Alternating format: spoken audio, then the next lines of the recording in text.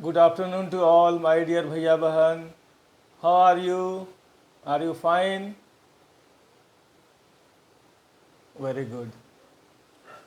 Today we are going to start the second part of Lost Spring Stories of Stolen Childhood.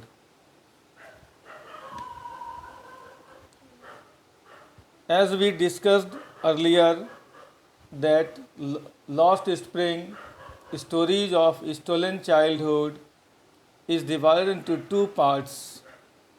In the first part, we had read the story about Sahib Alam. In the second part, we are going to read about a boy whose name is Mukesh. Mukesh says, I want to drive a car. Mukesh insists on being his own master. I will be a motor mechanic, he announced. When the writer asked Mukesh, what do you want to be in your life? Mukesh said he wants to become a motor mechanic. And again, the writer asked him, do you know anything about cars? I asked. Here I stands for the author Annie Jung. She asked him if he knew anything about cars. What is the reply of Mukesh? You just listen. I will learn to drive a car. He answers, looking straight into my eyes. His dream looms like a mirage amidst the dust of streets that fill his town Firozabad, famous for its bangles. Every other family in Firozabad is engaged in making bangles. It is the center of India's glass blowing industry where families have spent generations working around furnaces, welding glass, making bangles for all the women in the land, it seems. In this paragraph, we see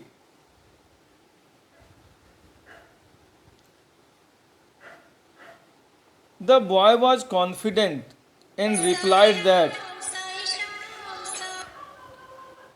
he would learn to drive a car. His dream was far away from reality, and although the boy was confident he would succumb to the society pressures,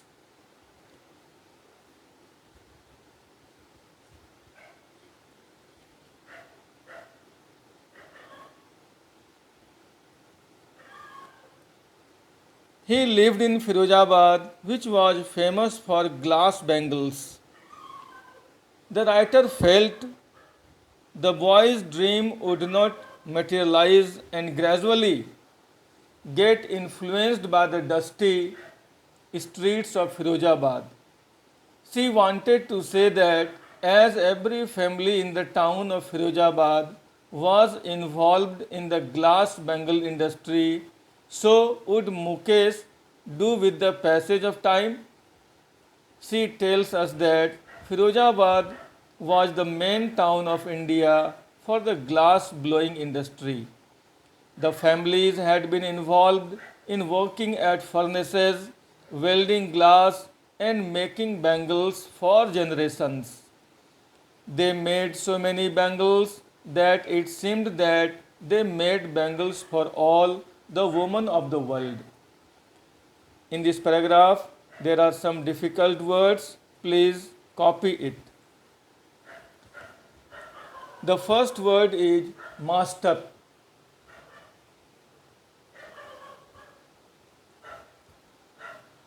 Master means Lord, one who controls his own fate. Second word is insists. Insists means stresses. Next word is mechanic. Mechanic means who works on machines.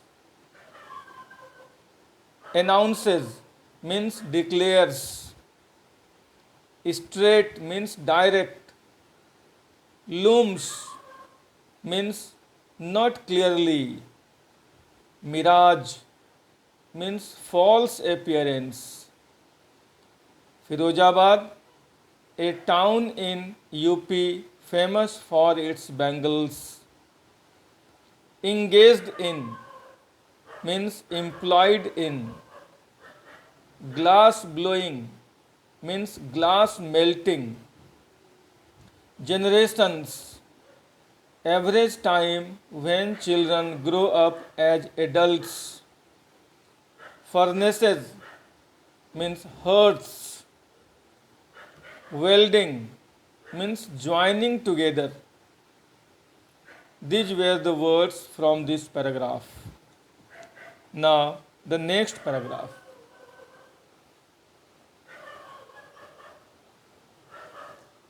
Mukesh's family is among them.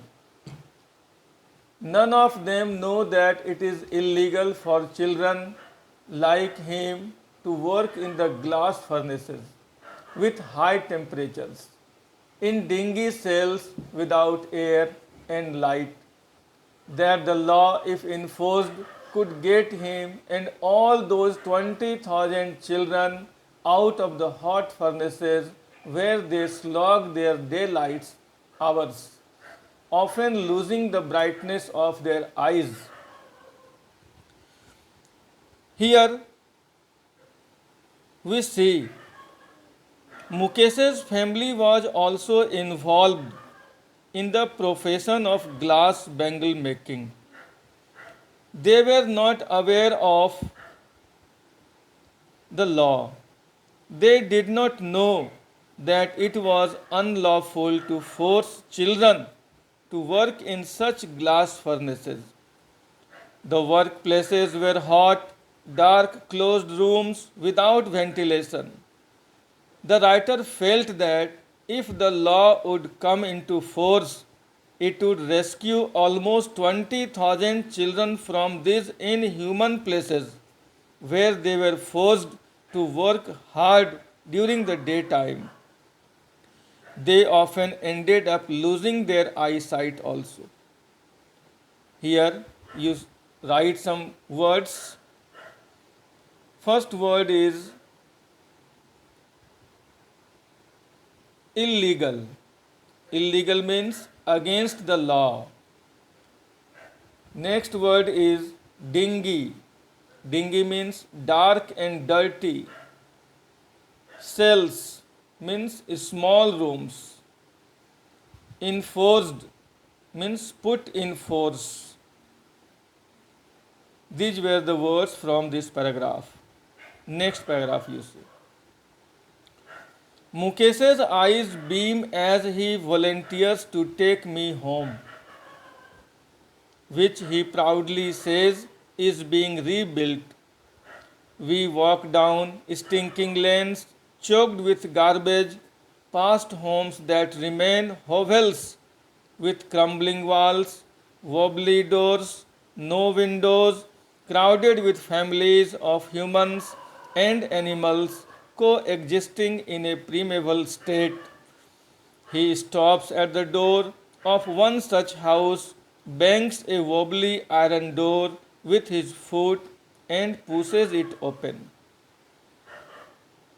Here the words are beam. Beam means shine brightly.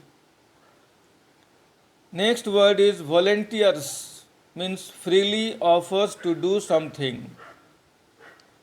Stinking means bad smell. Choked means blocked. Hovels means slums. Crumbling means falling down. Wobbly means unsteady. Coexisting means present at the same time and place. Primeval means prehistoric. Banks, hits. In this paragraph, we see Mukesh was happy as he took the writer to his home. He felt proud as he informed her that it was being renovated. They walked down streets which were full of garbage and gave foul smell. The streets were lined with slums which were unsteady. The walls were falling apart, the doors were unsteady, there were no windows, and were full of families where people lived along with animals. They reminded the writer of the prehistoric man who lived just like animals. Mukesh stopped in front of one such door, hit it hard with his foot, and pushed it open.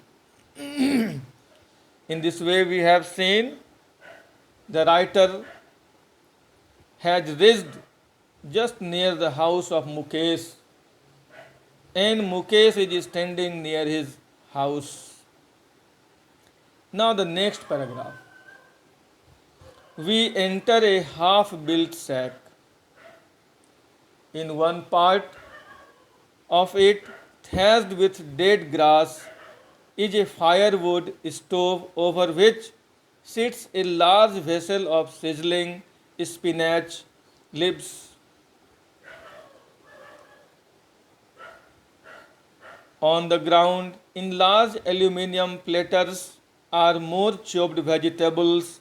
A frail young woman is cooking the evening meal for the whole family. Through eyes filled with smoke, she smiles. She is the wife of Mukesh's elder brother. Not much older in years, she has begun to command respect as the Bahu, the daughter-in-law of the house. Already in charge of three men, her husband, Mukesh, and their father. In this paragraph, the words are shack.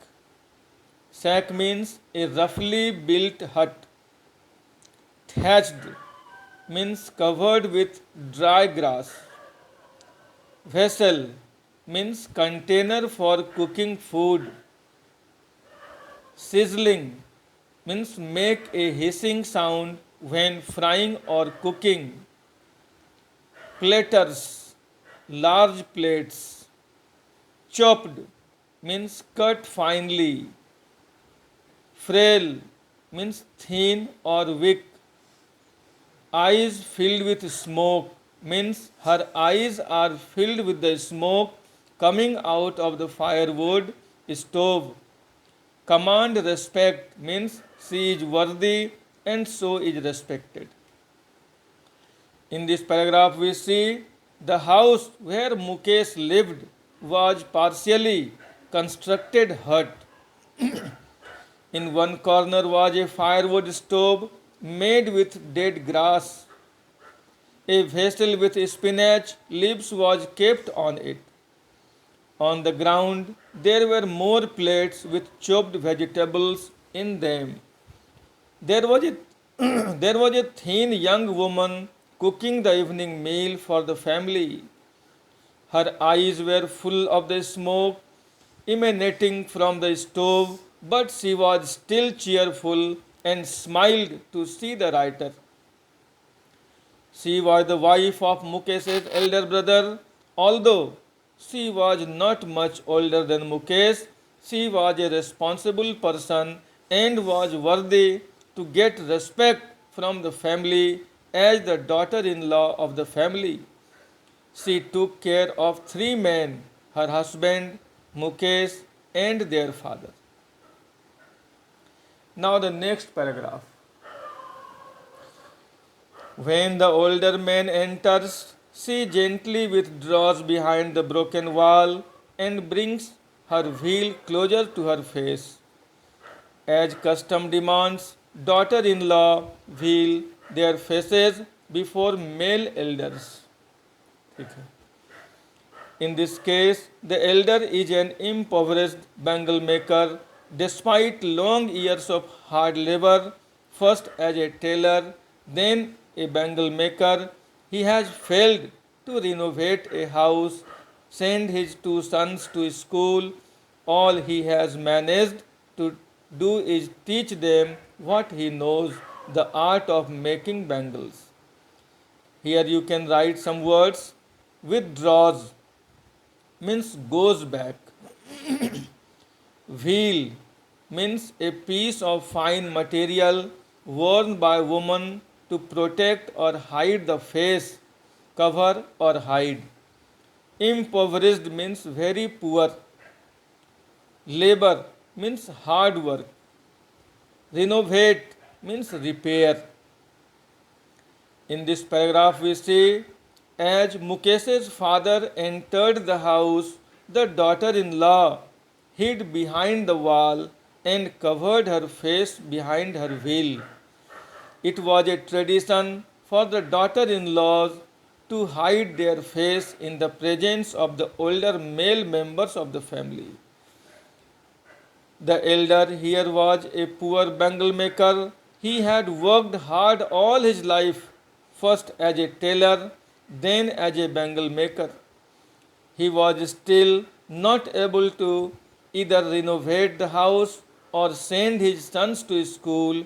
He had just managed to teach him the skill of making bangles. In this paragraph, we have seen the father was only able to teach their sons and daughters the skill of making bangles. Now, next paragraph. It is his karam, his destiny. See, here is Hindi word, karam. Says Mukesh's grandmother, who has watched her own husband go blind with the dust from polishing the glass of bangles. Can a God-given lineage ever be broken? She implies. Here the word is destiny. Destiny means fate. Bhagya इसको बोलते हैं. This is called bhagya, fate. God-given lineage means a profession carried on through the generations of a family, glass bangle making. In this paragraph we see Mukesh's grandmother justified her son by saying that he was destined to make bangles as it had been their family profession. She had seen her husband become blind due to the dust from polishing the glass bangles. She said that their family had got this art of bangle making from God, and so they had to carry on the tradition. Next paragraph. Born in the caste of bangle makers, they have seen nothing but bangles. In the house, in the yard, in every other house, every other yard, every street in Firozabad, spirals of bangles, sunny gold, paddy green, royal blue, pink purple, every color born out of the 7 colors of the rainbow, lie in mounds in unkempt yards, are piled on the 4-wheeled hand carts pushed by young men along the narrow lanes of the shanty town. Here the difficult words are yard. Yard means the open area of the back of the house. Mounds means heaps. Unkempt means not taken care of. Piled means kept one on top of the other. Shanty town, a town that is full of small, roughly built huts. Here you see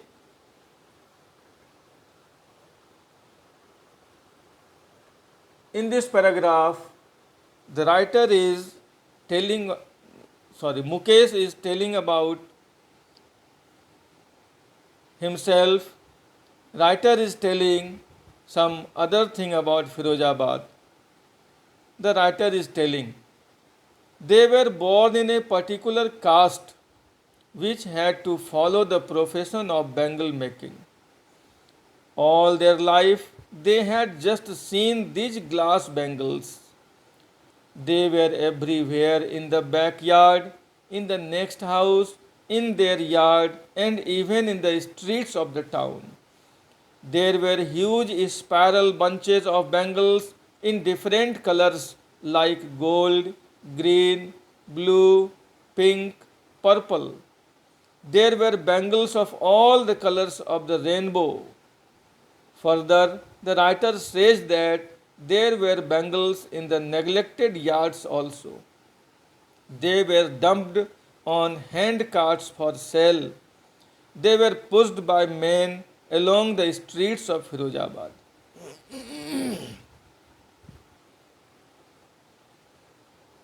And in dark hutments, next to lines of flames of flickering oil lamps, sit boys and girls with their fathers and mothers, welding pieces of colored glass into circles of bangles.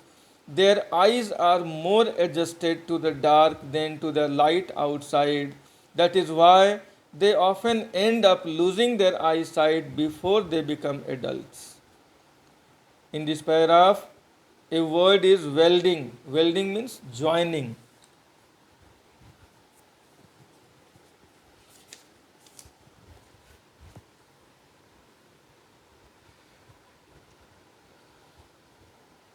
Hutments means settlement of huts. In this paragraph, we see the writer describes the environment where these bangle makers work. They were small, dark huts. The children would sit next to a line of oil lamps whose flames were unsteady. They, along with their parents, joined the piece of colored glass into circles called bangles. As they spent a lot of time in the dark, their eyes would not adapt to the bright sunlight. Many of them lost their eyesight before gaining adulthood.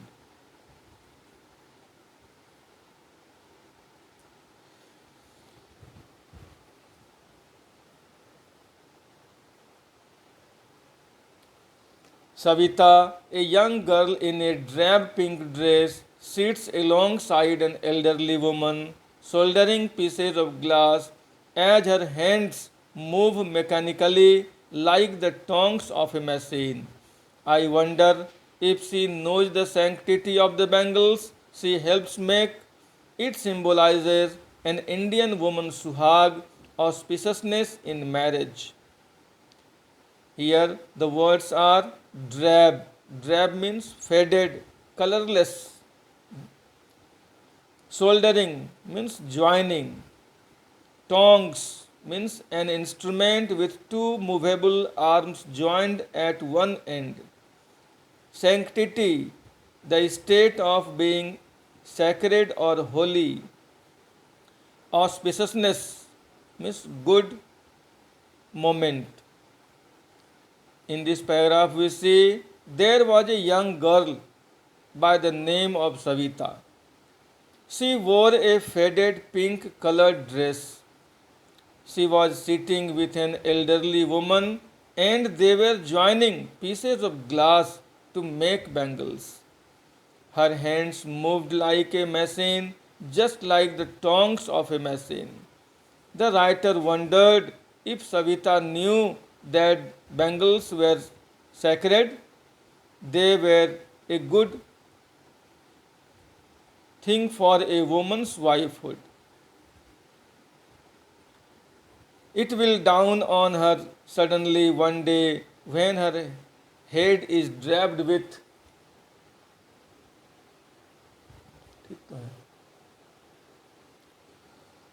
It will dawn on her suddenly one day when her head is draped with a red veil, her hands dyed red with henna, and red bangles rolled onto her wrists. She will then become a bride like the old woman beside her who became one many years ago. She still has bangles on her wrist but no light in her eyes. Here we see the word soldering means bonding. Sanctity means sacredness. Symbolizes means stands for.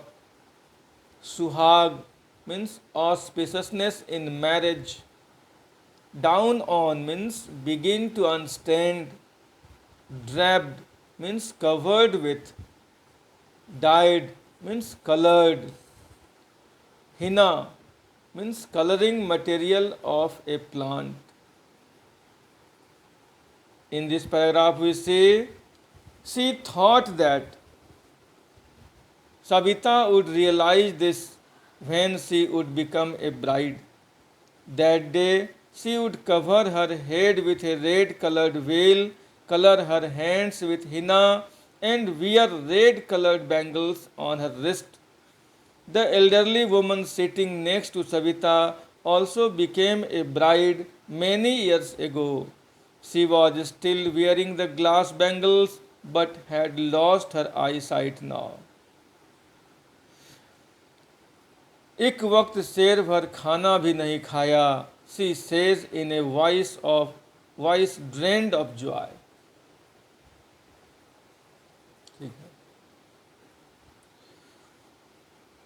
She has not enjoyed even one full meal in her entire lifetime. That's what she had ripped. Her husband, an old man with a flowing beard, says, I know nothing except bangles.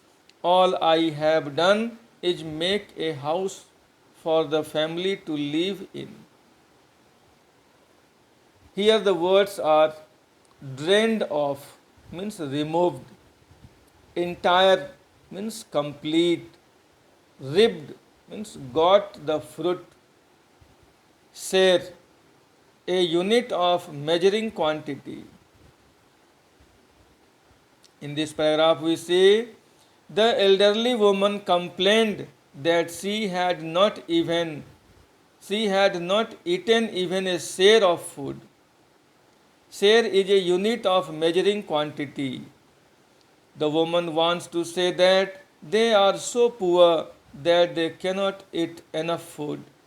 That is the benefit that she has received by adopting the profession of bangle making. The woman's husband has a flowing beard. He says that he does not know anything other than bangle making. All that he has been able to accomplish is to make a house for his family to live in. In this paragraph, we say the parents of the family did nothing in his life except making a house for his family. See how much poor they were. Hearing him, one wonders if he has achieved what many have failed in their lifetime. He has a roof over his head. Here in this line we see the writer wonders that probably the old man has achieved something which many other people have not been able to achieve. At least he has been able to secure a shelter for his family. We know that in our life three things are necessary: roti, kapda or makan. If you have no bread, you can't survive. If you have no clothes, you can't live in a civilized manner. If you have no house, you can't live without shade. So, my dear, these parents had done only one thing in their life, made a poor house for their sons and daughters, and did nothing except that.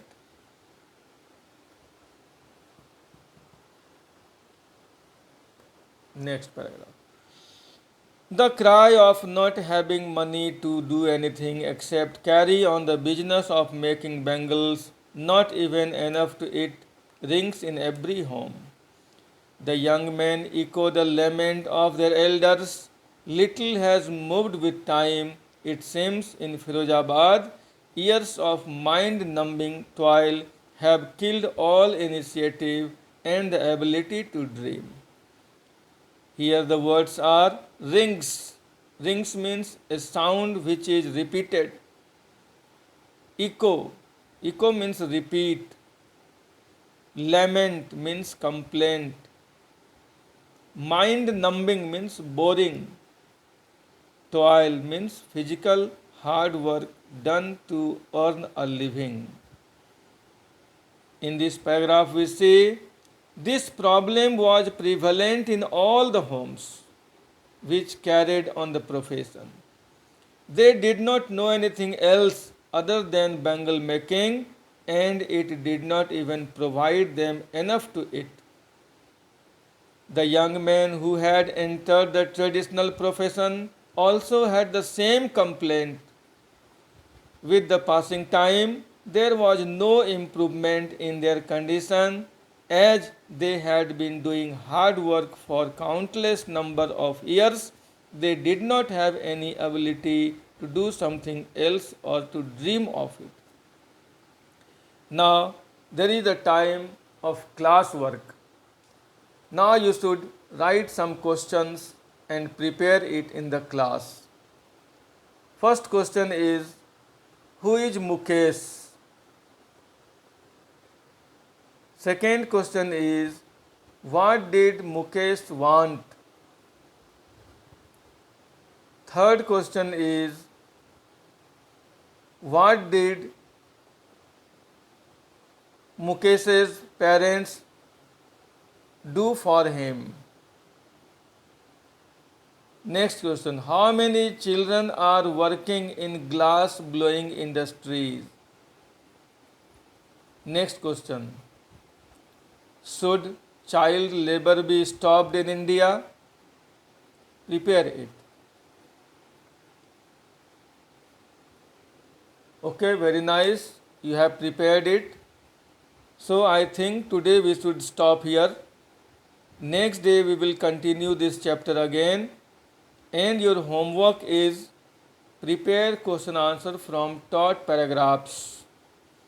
And next day when we shall come again, I will ask some questions related to Mukesh, and you should be attentive to reply. Till then, thank you. Have a nice day for today.